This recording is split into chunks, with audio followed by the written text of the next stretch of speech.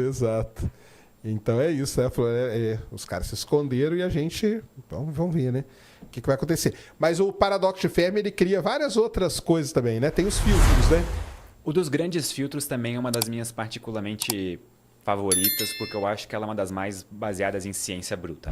Sim. Que são, tipo, a ideia de que o surgimento da vida, desde o próprio surgimento da vida, a biogênese, o momento em que partículas elementares viram vida, até o momento em que a gente surge com uma civilização altamente tecnológica, existem diversas etapas no processo que funcionam como se fossem filtros mesmo, tipo, algumas passam, algumas não passam. E dependendo de onde a gente estiver no filtro, ele pode estar na nossa frente ou atrás da gente. E dependendo, toda descoberta que a gente fizer envolvendo vida fora da Terra, daqui em diante, coloca o filtro em algum lugar. Ou na nossa frente ou atrás. E nenhuma das duas é boa. É. Porque, por exemplo, se ele estiver atrás de nós, ele responde o paradoxo de Fermi sem querer. Ele Sim. diz que a gente está Acabou, sozinho, né? Porque Ninguém passou pelo ninguém filtro, passou, né? provavelmente só a gente. E se ele estiver na nossa frente, bom, talvez a gente não vai passar tão cedo, né? Porque imagina, é uma questão verdadeira. Tipo, imagina que toda civilização inteligente surge, desenvolve física quântica, cria bombas nucleares e se aniquila. Mas você sabe que isso o pessoal tem colocado na equação de Drake agora, né? Sim. Que é o fator de autodestruição. E tem que ter. Mas na original não tinha, né? Na Ele original não levou tinha longevidade só, né? Não tinha autodestruição. E aí o pessoal que começou a pensar no paradoxo de Fermi, criar essas coisas, falou, cara, mas tem aí a autodestruição. Aí os caras criam guerra e tal e se autodestrói. Eu acho que o Michael Shermer, aquele filósofo, ele tem uma das melhores estimativas numéricas de qual que é o tempo médio de duração de uma civilização. Ele pegou várias civilizações da Terra ao longo da história, porque a gente não tem nenhum motivo para achar que a gente é particularmente diferente de uma civilização romana. A gente tem tecnologia diferente, tudo mais, a expectativa de vida pode ter mudado, mas... o ser humano é a mesma coisa. Exato. E a organização de civilização continua praticamente a mesma, sabe? As estruturas por trás. E, se eu não me engano, a estimativa dele de duração era a média na Terra. Assim, o valor pode estar quebrado na minha cabeça, até se alguém quiser verificar depois aí nos comentários, eu mandar um superchat, mas era de cerca de 324 anos. Era uma coisa assim. Provavelmente o valor não está certo na minha cabeça entendi. agora, pode estar errado. Mas era uma coisa muito pequena. Se for parar para pensar na civilização moderna, a gente tá... Vamos botar o começo, sei lá, depois da Revolução Industrial. Final de 1700, começo de 1800. A gente tem mais uns 100 anos. Tu acha que a gente vai continuar sem explodir mais nenhuma bomba nuclear dentro de 100 anos? Tá aí o risco aí tá correndo. O cara tá viajando com a maleta já. Eu ouvi uma vez o podcast Hardcore History, do Dan Carlin. Sim, muito bom. São muito bons, mas são muito longos assim também, né? Tem que ouvir com calma. E no podcast especial, que é uma edição Blitz, que é aquele podcast de 5 horinhas só, que é a versão curta do podcast dele, ele tem um comentário que eu achei muito legal, que é: a era nuclear, ela não acabou com o fim da Guerra Fria. Ela começou com o desenvolvimento da primeira bomba atômica e ela continua até agora. A ameaça de aniquilação mútua da civilização humana continua até os dias de hoje. Só que, por exemplo, eu sou de uma geração que eu não vivi isso na pele diariamente.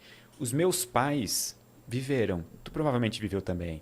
A minha mãe fala que quando ela era criança, ela via muito filme, TV e coisa assim. E o sonho dela era ter um bunker. Era, porque os filmes pós-apocalípticos eram muito famosos, né? O The Day After. Day After foi um filme, cara, quando eu vi assim, eu falei, caramba, cara, se for isso aí, nós estamos ferrados. Exato. A gente nunca vai passar por um negócio desse, sabe? Tipo, no sentido de a gente não vai ter capacidade de vencer um negócio desse. Sim, com certeza. E tu confia o suficiente na humanidade hoje? Nem um pouco, Então. Eu não confio nem um pouco mesmo.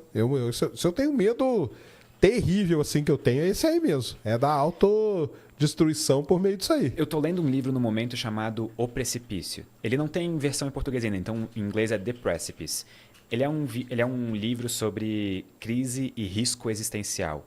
Crise existencial literalmente no sentido de coisas que ameaçam a nossa existência. E o autor se propõe, na duração do livro, avaliar analiticamente, cientificamente, o que pode colocar a nossa existência em risco e qual que é a probabilidade disso acontecer.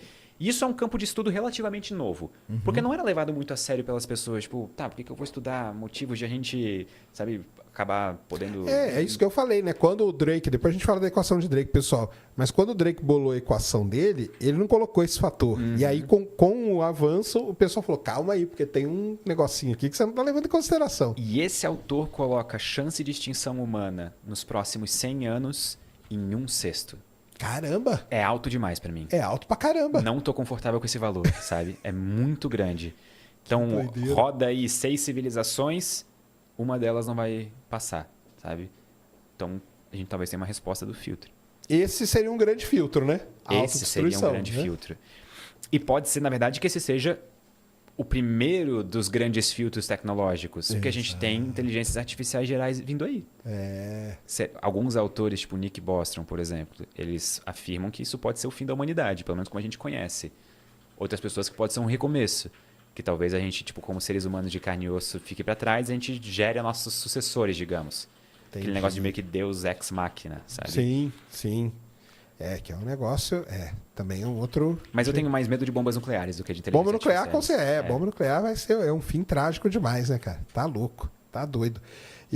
Mas é porque são vários filtros, né? Em cada etapa da vida vai tendo filtros, né? Só entre o espaço de a vida surgir com a biogênese até o espaço de surgir uma civilização tecnologicamente avançada, são 9 filtros. É 9, que é aquela lista que o cara fez, né? São 9. Isso. E assim, cada autor bota os filtros onde ele quiser também, né? Porque exatamente. É um campo de estudo em ascensão, em desenvolvimento.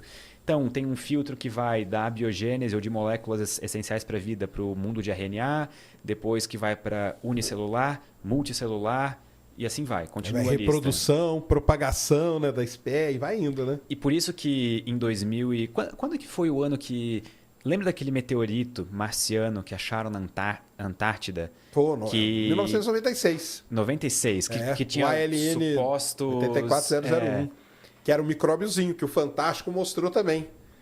O Fantástico mostrou na televisão. Aliás, esse meteorito ele é muito importante para a volta da exploração marciana, sabia, né? Por quê? A exploração marciana, a gente foi Projeto Marine e Projeto Viking. Depois do Projeto Viking, a gente não achou vida nem nada, ficou parada a exploração de Marte. Aí ela foi voltar em 97. Aí mandaram sonda, as sondas se perderam e tudo. E ela foi voltar em 97, graças a esse meteorito.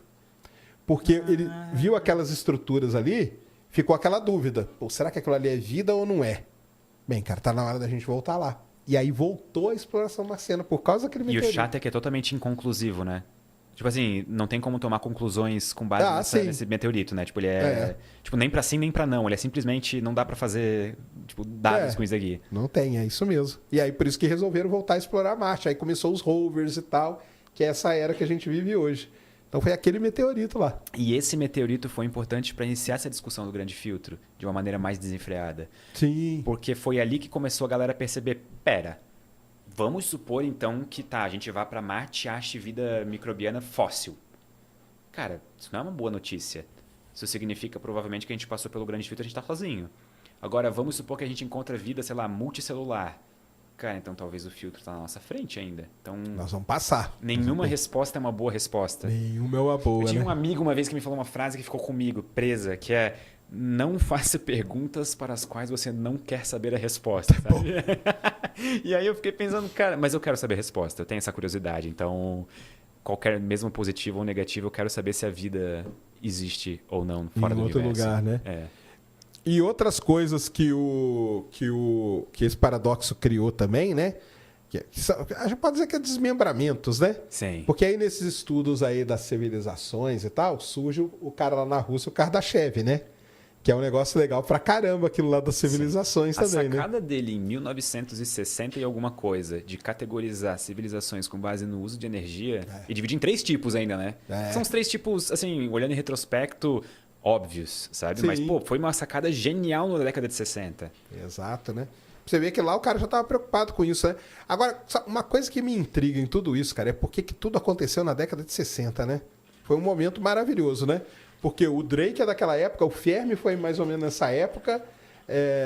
O Fermi foi um pouco antes, né? Mas o Drake é dessa época da equação, o Kardashev é dessa época também. E aí tudo acontece ali, dali que comer, explode, né? Eu tenho opinião de que acontece hoje em dia ainda, a gente só não deu tempo suficiente para consolidar o fato. Eu tava pensando nisso nesses dias, inclusive, porque, por exemplo, eu acho que Nick Bostrom, ele tem vários artigos relevantes, tipo da hipótese da simulação, essa parte do grande filtro. Eu acho que ele vai ser um cara que daqui a 20 anos a gente vai olhar para trás como esses autores da década de 60. Entendi. Sabe, ele e alguns outros A gente não deu valor pro cara, né? É porque no momento a gente não tem como ver uma real expressão da relevância científica ou filosófica de alguma coisa. Sim. Demora alguns anos pra gente olhar e falar, cara, peraí, tem alguma coisa aqui, sabe? Acho que a gente vai estudar isso por muito tempo ainda. Eu acho que esse tipo de coisa acontece. Mas realmente a década de 60... Foi. Será que tem algo a ver com o momento cultural da época?